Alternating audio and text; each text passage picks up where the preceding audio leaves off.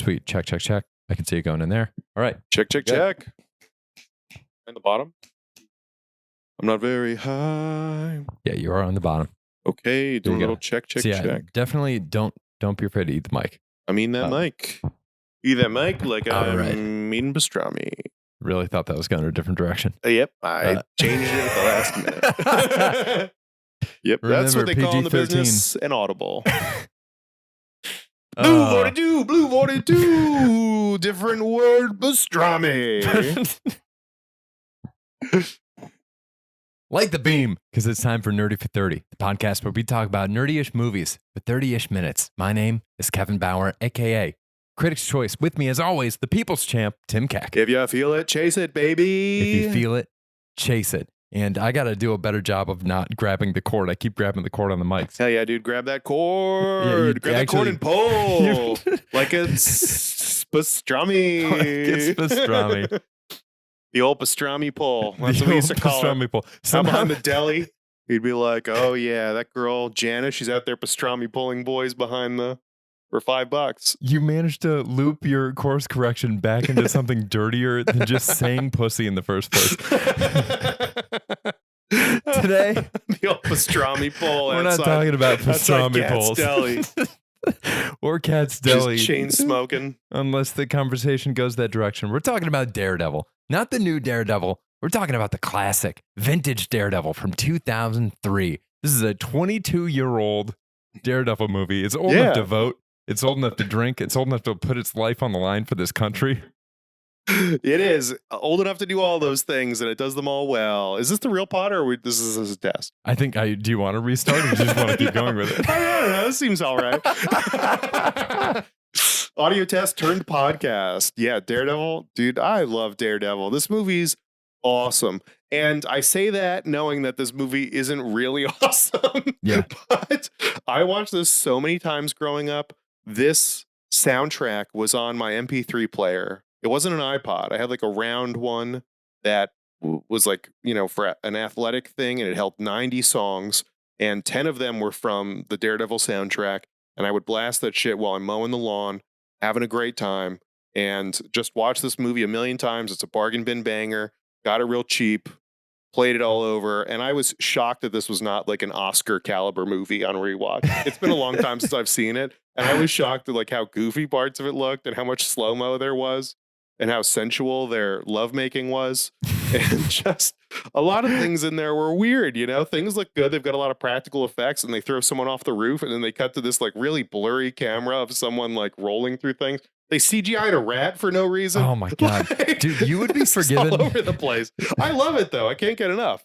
Turning this movie on, you would be forgiven for the first 90 seconds thinking that it is just a CG movie, because it's CG puddles, CG rats, CG buildings. Like, it looked like I was watching a Shark Tale, but I'm right there with you. At the time, I thought this was so good, so profound, so moving.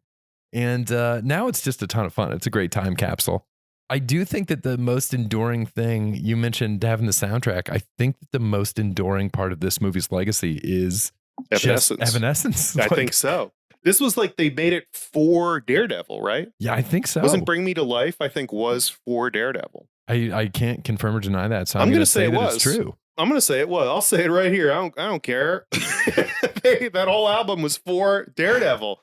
They had a little, I don't even remember what the rest of the songs on there were. I was pulling up the soundtrack the other day. They have a House of Pain song that is not Jump Around, which is bold. I will say Seether, 12 Stones, Fuel. Incredible. Saliva. They've got all the Hoobastank. This is a who's who. It's a who's who of t-shirt logos for the edgiest kids in your middle school. Finger 11. 12 Stone. Did I say that one already? Multiple 12 Stone songs. They really just knew exactly what they wanted, and they did it. And at the time, it was awesome. It was so freaking cool. And these were all the songs I was listening to at this time. This made complete sense. Now it's like, what is this? Like, nobody listens to music like this. They don't make music like this anymore. No, it's gone. Gen Z has not picked it up. This is not part of something they're nostalgic for. This one has been left behind. But I am, man. I'm nostalgic for it for sure. I think there was, somebody, I feel like I was listening to some commentator the other day, probably Bill Simmons, was talking about, the music they play for like NFL games and stuff, Mhm. and was just kind of like, can we retire Crazy Train? Oh my God. Can we Yeah. get rid of like, whatever AC Thunderstruck? Are there any new songs? And it's like, no, because there aren't any new songs like that. They don't slap like that. There is no new Crazy Train. The closest we get is Trick Daddy doing a remix of Crazy Train. That's the closest we get. People don't make football music anymore. They don't. I love Kendrick Lamar. I don't think any of those songs are like, we're about to play some football. No, that's like They're not like us. They're not like us. It's That's- not the same. it's I feel like all the like hip hop songs that they've tried to bring into football broadcasts recently, they're incredible about to go to commercials music. So it's like they'll play like a slow motion replay of one of the plays, or it'll be like, somebody in one of those big ass goofy coats on the sideline. And you can tell anybody. You can tell anybody. Is there like it's like LeBron's like fading back for a 3 at the end of the game? Like that's like cut to commercial music, but that isn't like, SEC football. We're kicking games about to start. We're kicking off. People clapping in the stands. You need like arena rock for that. You need hair metal. The closest I hate it. It's not close, but the thing that they have used to replace Crazy Train is these weird like Fall Out Boy anthems, like the latter day Fall Out Boy, where the falsetto is just jacked all the way the fuck up. There's no way Patrick Stump can actually hit those notes live in concert, and like it's designed to pump up like middle schoolers. I guess like it feels like something they should be covering on Glee. Or like something that would be in a Broadway musical about football. It doesn't feel like something that's actually connected to like fucking Crazy Train. Welcome to the jungle. Like these things that should be Seven Nation Army. I mean, Jesus. Probably the biggest one of the past 30 Sandstorm years. or whatever? Sandstorm. That one's not Sandstorm. What's that one? Sandstorm's the Oh yeah. But this is an interesting thing. So Daredevil 2003. Yeah. Spider-Man 2 was what, 2004, right? Yes. Let's say it was 2004. I think that's exactly the year.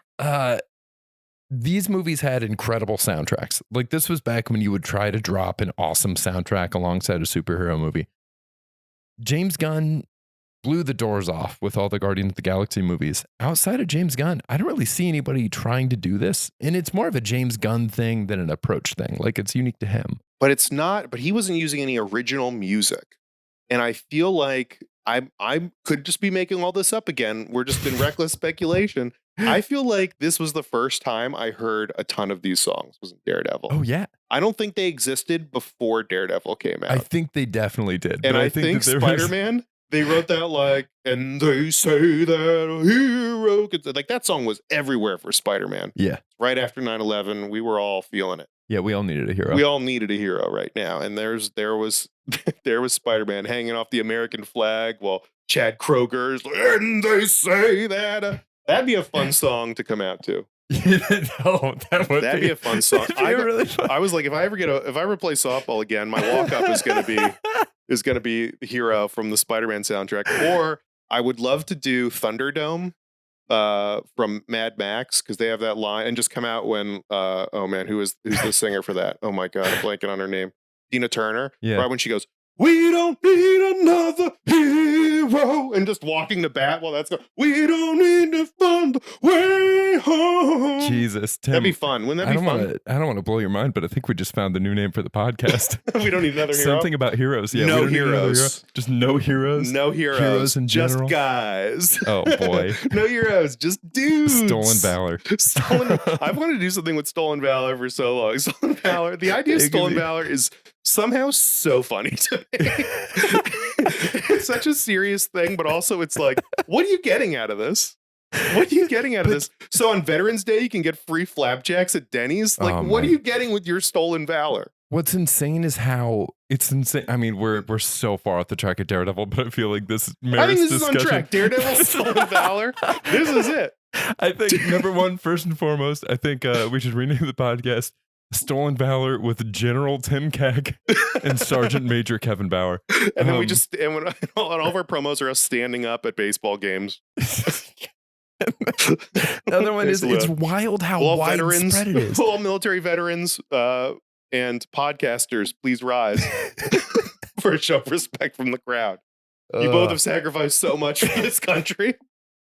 What's crazy to me about it too is how widespread it is. Like a variation of it is like people, there's like whole subreddits for people who are like, oh really? Well, I'm a military spouse, so you need to get out of the way because I get to park in this like handicapped parking stall. Yeah. Do you not realize I'm a military spouse? And it's like, this is not the same thing. Yeah, it's not the same as like serving actively, but it is a tough thing. And I think all these things are like real like niche jokes that are like not like I guess where I was going with this is I think if you find any popular song, you can Google mom remix of it. And there's a bunch of white women singing a cover of this song, but substituting in mom and talking about how hard it is to raise kids. And they're wonderful. It's just a bunch of mom and they're all commenting on it like, this is great, gals, keep it up. And it's just like a nice little thing. It's a little world that I just take a peek in and say everyone's doing good. And then I dip out, you know, it just kind of reminds me like that, where it's just like, listen, military wives, and they're probably making remixes of, you know, that song from The Greatest Showman about being military wives. And it's like, okay, y'all are doing your thing. That's cool. I'm going to poke my head in. Everything's good. Then we're going to head out again. You know, there's just all these little niche worlds. It's, I mean, I'm saying niche, like it's like there's so many moms out there. They outnumber us. There's so like military, it's just a shared experience. It is like a slice of a shared experience. And I think people like kind of lock into that. I was talking to, I'm all over the like superhero Reddits. Sure. You know, all over them, all the comic book Reddits, whatever.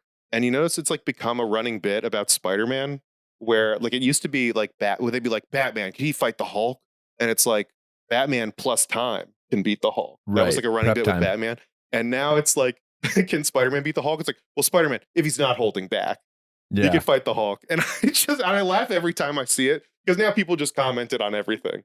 Where it's like about Spider-Man. Well, what if Spider-Man's not holding back? Then he could do it. And it's like become a bit as opposed to like at one point it was like a point and now it's just become a bit again. Yeah. There's this one comic where Superior Spider-Man where Dr. Octopus is in Peter Parker's body and he fights the Scorpion early in that series and he like wrecks his jaw completely on accident with like barely a flick of his wrist. And there's this panel where he pauses and he's like, oh my God, Parker's been holding back this whole time. And it spawned just the worst new development in fanboy arguments. It is. And we're going to steer this back to Daredevil. There is something interesting about for this. Like Doc Ock. How's he going to do it? There's some logic where like Spider-Man punches Doc Ock in the face. And Doc Ock, for all practical purposes, is like a 50-year-old man being carried around by some things. So when he punches Doc Ock in the face, you're like, well, the same punch he uses to fight his claws is gonna knock out, would murder Doc Ock. Like Spider-Man could just straight up kill him with a punch. But he must be holding back when he hits Doc Ock. He must be adjusting his strength to compensate for punching Doc Ock. Like that's something I can logically leap to. Yeah. I think sometimes I get too bogged down in just the logic of these things and understanding things and being like, does this make sense? Does this make sense? Or is this just happening because it's a comic book and it's cool? And I think one thing Daredevil does so good. Here it comes. Even when it doesn't make sense, they're like, would it be cool if we did this? Yes, it would. We're doing it. Yeah, and I think that's the kind of energy. Yes, I landed the plane. I landed the triple axle backflip of Ben Affleck's blind Daredevil. We went on a 15-minute tangent. The episode is half over. We have not talked about the movie yet. They're just like, does this make sense? No, let's do it. Does it make sense for Bullseye to murder the woman sitting next to him with a peanut? No, it doesn't. Wouldn't somebody be asking questions? Somebody would stop him. You'd think. No, but it's cool. Would somebody try and stop this guy if he threw a bunch of paperclip darts into an old man's neck and killed him and then just walked out of the bar? Would there be any consequences to that? Maybe. Sure. Has Daredevil powers ever worked with this rain thing? No. It's never worked with the rain. That's not in any of the comics. This rain thing they made up for the movie. But you know what? Isn't it a powerful moment when Elektra like doesn't want to talk to him and he takes off his glasses in the rain and she Mhm. puts up the umbrella? That's a beautiful moment. Is it cool? Yeah, it's cool. Let's just do it. Let's just make this whole thing up. Is it cool when he like cracks the wall and rain comes down and now all of a sudden he's able to beat Wilson Fisk, who is just this gigantic man who was throwing him across the room and like super strong? No, but it was cool, man. I had a great time. They just went for whatever the coolest thing was. They went for it. And I gotta say, I think they came up with the umbrella scene. I remember the umbrella scene so well, where he shows her this thing where Daredevil's blind, but when it rains, each raindrop hits it for a second. It makes a little sound, and he can see those sounds as in images. So when it rains and he's out in the rain, he's like, "Oh my God, she's beautiful. I can see you in the rain." And then after her father's funeral, he tries to do the same thing. He takes off his glasses, and she lifts the umbrella, and she knows he can't. And I was just like, oh. Mm. And I think they just went backwards from there. I think one dude in the writer's room had that idea, was like, what if this umbrella, and somehow then she just like made herself blind to him? And they were like, Rain, we got it. Let's do it. Let's just make this a theme. And I love it. I love it. It's cool. It's It's really cool. cool. It's awesome. Beautiful moment. Honestly, yeah, I think a lot of that comes from Kevin Smith directing this and being a massive fan of Daredevil. And it's like there's a lot of love for the character there. There's a lot of love for the goofy aspects, like the very superheroic aspects. Mhm. The scenes, all these clips that we get of Daredevil and Elektra prepping for fights where they're just flat against a background doing something. When he whips out the batons and does all this shit with the wire flying around his head, it's nonsensical. It is very cool. It's very cool. There's that iconic scene with Elektra and the bags of sand like falling and Evanescence is playing, Mhm. and they're cutting back and forth between Daredevil like getting dressed. and, Yeah. and I love that scene, man. It's amazing. It brings me to life. And the choreography of Elektra is so bad. Oh, Like yeah. the fight choreography in this is so bad. And I love it. I don't care. She's swinging these things. I'm in on it, but she's like stabbing these bags, and it's clear that this whatever she's using is just not penetrating the bag. Oh, It's like yeah. she's just not swinging, she's not making contact with these bags, but they're slicing open. They cut to the same shot of a bag being sliced open like 3 times Mhm. while she's flipping. And I love it. You know, they're just trying to tell a story and they're going for it and they're Dude. having fun. And I much prefer that to like a Captain America where it's like, we're taking this so seriously, we're not having fun, we're just repeating all this dialogue, yada yada yada. Like, who cares if it looks a little goofy? It's cool. It's cool to have them fight in a church. It's cool for Bullseye to shatter a glass, what do you call that? Like a stained glass, like mirror window, Yeah. and then throw the shards of glass at Daredevil as he does backflips. That's so It's cool. incredibly cool. It's so fun. It's weird. That wouldn't happen in a Marvel movie today. It couldn't happen in a Marvel movie today. But it's goofy and great, and I love it. I just think this movie is awesome, Kev. I had a great time watching. Oh, same here. This was an awesome rewatch. This really Yeah. held up. It's funny because like unequivocally, like Charlie Cox is so good as Daredevil. There's no question. He's great. He's amazing. I mean, like whatever highs and lows the show has been through over the years, whatever like weak spots it has, Charlie Cox is never one of those weak spots. He is so good. He is so cool. He brings so much to every single scene that he does. Whether it's like even when he's playing a little bit happier and like to the edge of the character, like in She-Hulk, or in the opening episode of the new Daredevil Born Again, in the very beginning of this, there's a really sweet shot. I won't spoil too much if you haven't seen it yet, but I haven't seen it. there's a really sweet shot where a person is trying to get away from Daredevil and they're coming up the stairs and they're wounded, so they're moving kind of slow, and you just see Daredevil like looming in the background, like slowly making his way toward them, and it's so intimidating and it's so awesome. Like there's so much there, and it's very different though than this. Like this does feel like they turned the like fun goofiness up to 10, so he's like brooding but in a silly way, but it works in the context of the world. You know what I mean?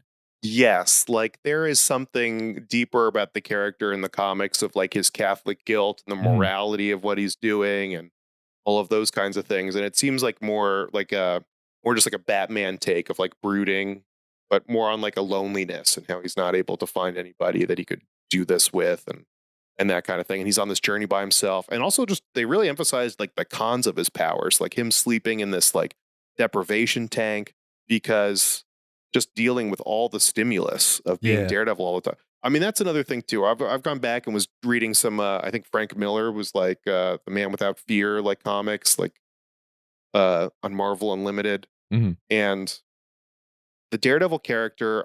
It just like, is there a character whose like powers, like popular character whose powers on their face just make no sense at all? Like Daredevil doesn't make any sense.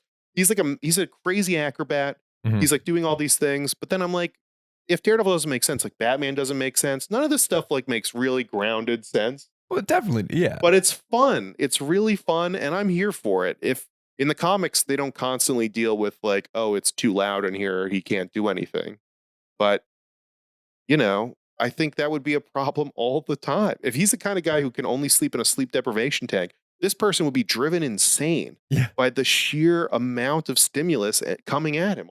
I mean, they started to touch on that in Civil War with Spider-Man, where like they were doing it was like an early clumsy attempt that they didn't formally label to talk about his spider senses.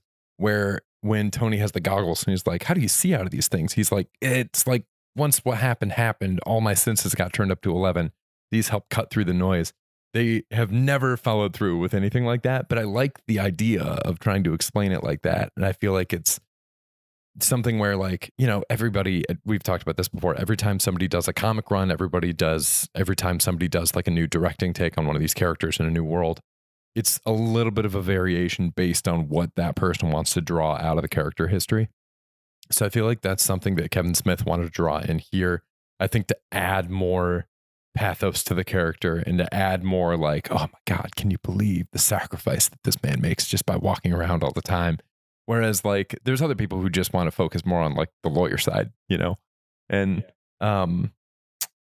it's interesting. I think it's not necessarily like constantly canon that sound bothers him to the point. I mean, I've definitely seen him sleeping in a bed in other adaptations of Daredevil. It's not like permanently It's sleep definitely been deprivation weaponized tank. against him before. For sure. It's kind of like Venom, Yeah. Like the sound just really fucks him up if there's too much of it. Yeah, is that a comic thing? That's definitely a comic thing. And then at least in the Ultimate Comics. And then it's something that I saw a lot of people complain about with Venom: The Last Dance is he in the first Venom movie, a plane passing by overhead is enough to like really disrupt the symbiote. And then in the third one, he's riding on the side of a plane. So it's just truly. Yeah, you just gotta. I mean, what are we? That was kind of what I was thinking the whole time. Is like it does make sense that he has these limitations on his powers, and he has to do the sleep deprivation thing, and it really works in this movie. I think because nobody in this movie has superpowers. Yeah, and even Daredevil's like superpowers, they don't really show the pros of this. It doesn't seem like it's that big of an advantage. mm-hmm. It kind of feels like, well, I guess the way they present it is like, my touch got stronger, so all of a sudden I'm a superhero and I can do flips and stuff. Mm-hmm. But he is still like just a guy, and he meets other just guys who are like can't miss targets, are secretly ninjas, like Yeah. I was just kind of on board with all of it. Bullseye's whole thing, I can't miss. I'm just a guy and I can't miss. It's like, cool, I'm here. It's so I'm cool. on it. I'm with you all the way till the end of the line, Bullseye. Well, I think By the way, you're right. crushing it. Crushing it. I do want to talk about that in a second, but I think like you're so right. And then it's just about having fun where like they, even in the context of early superhero movies working so hard to be grounded, like they didn't even think audiences would believe that Tobey Maguire could build web shooters. So they gave him organic web shooters. Right. So like they were trying so hard to make everything as grounded as possible to get people to buy into these things they hadn't previously really bought into and take them a little bit more seriously so they could tell more serious stories.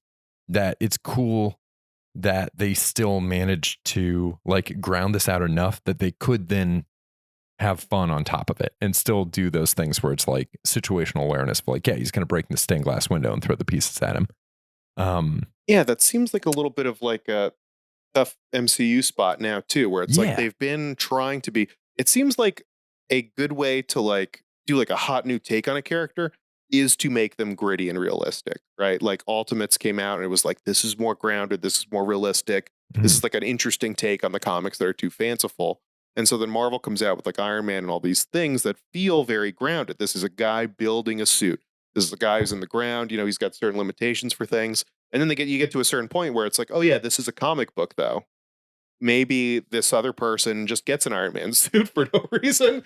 maybe these are the Yeah. things that just happen because that's what happens in comic books. People just get things all the time, like I I think don't know. that's the axis because so I think that would be a good guide to follow. Is like you have to start out grounded to get people bought in, but by the time it hits a certain level of fancy, like, when half the universe has been blinked away, they should just be having fun at this point. Like, because that's all, like, it's really tough to get us to buy in on where Captain America is now. But think about all the scenes there were in that movie of like him flying next to fighter jets and stuff. Why weren't they having fun with that? He chopped the wing of a fighter jet off with a jetpack that he has with eagle wings on it. And it wasn't fun at all. That's insane. Why aren't we having more fun with this stuff? I don't know. I love erring on the side of this. I mean, I don't think this is quite as good as, I think Blade is probably like a more, um, I think it's a slightly better put together movie. Yeah, Blade's the shit.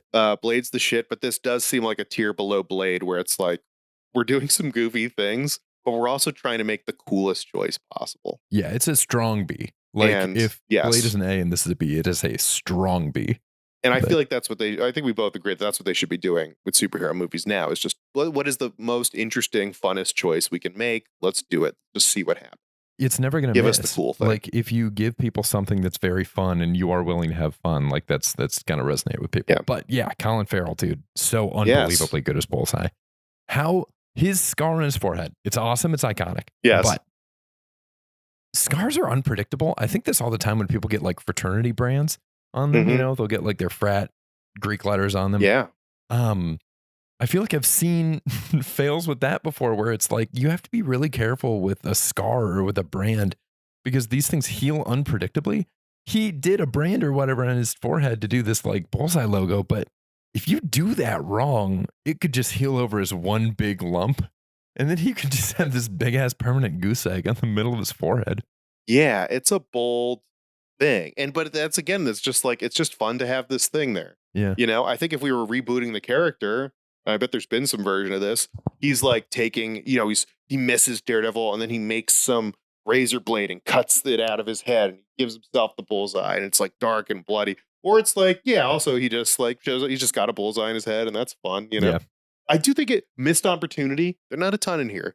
But Bullseye at one point tells Wilson Fisk, I want a bloody costume. And then he shows up in not a costume. Yeah, I was going to say the same thing. He shows up in exactly what he's continued to, or what he's been wearing the entire time. Just how, I want him to get something. I wonder if that got cut. I think, we talked about the sandbags. There's just one sandbag shot they kept reusing.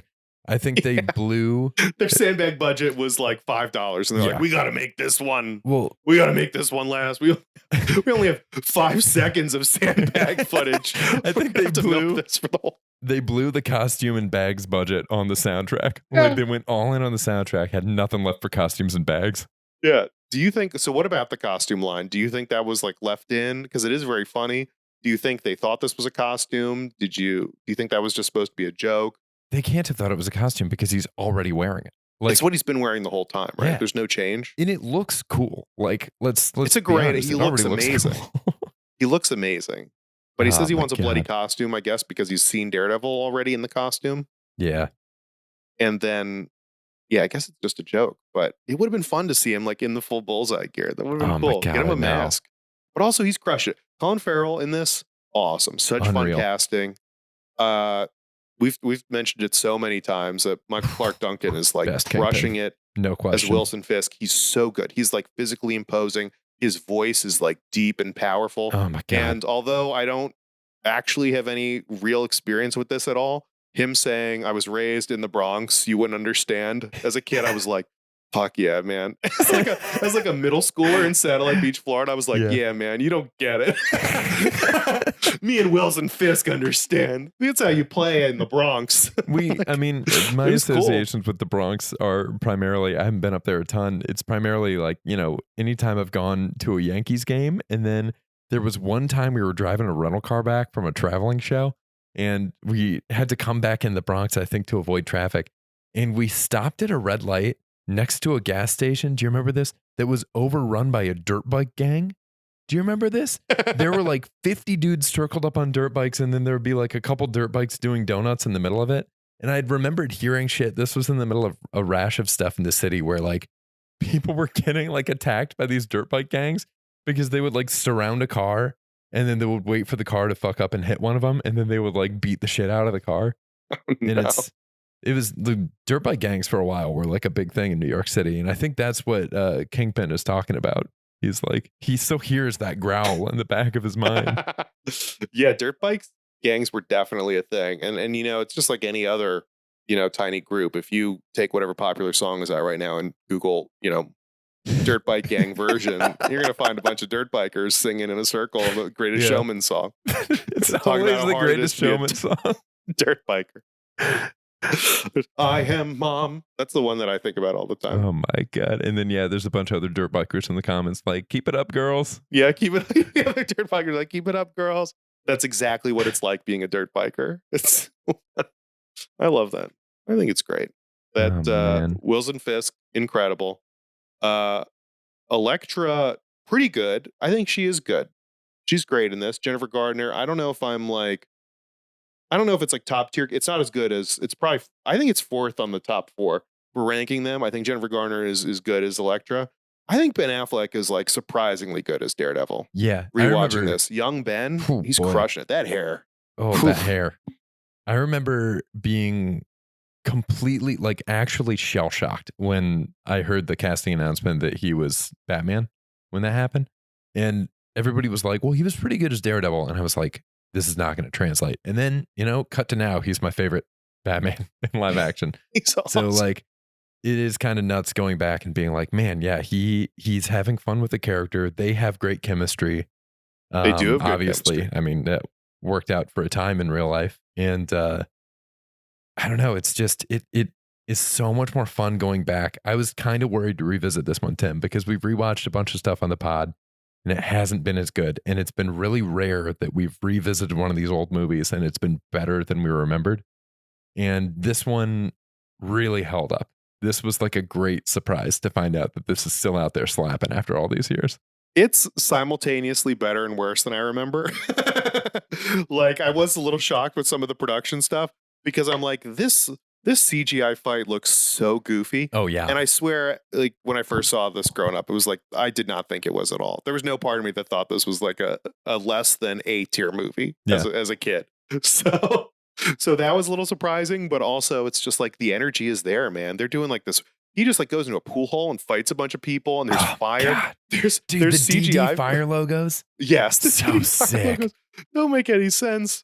Joey Pantalones is in this. He's great. doing We his didn't even thing. talk about Joey Pants. He's a great Ben Urich. Fucking Jon Favreau was Foggy. Jon Favreau crushing it, throwing a million miles an hour. Jon Incredible Favreau. Foggy. Yeah, I wonder if this is how, I know Kevin Feige was involved in some of these old movies. I wonder if this is how they met each other. And I wonder if this directly led to Iron Man. Like, I wonder if this has like a through line. I bet it would. I was kind of surprised that Kevin Feige was like one of the first names that pops up when you turn on this movie as like as a producer.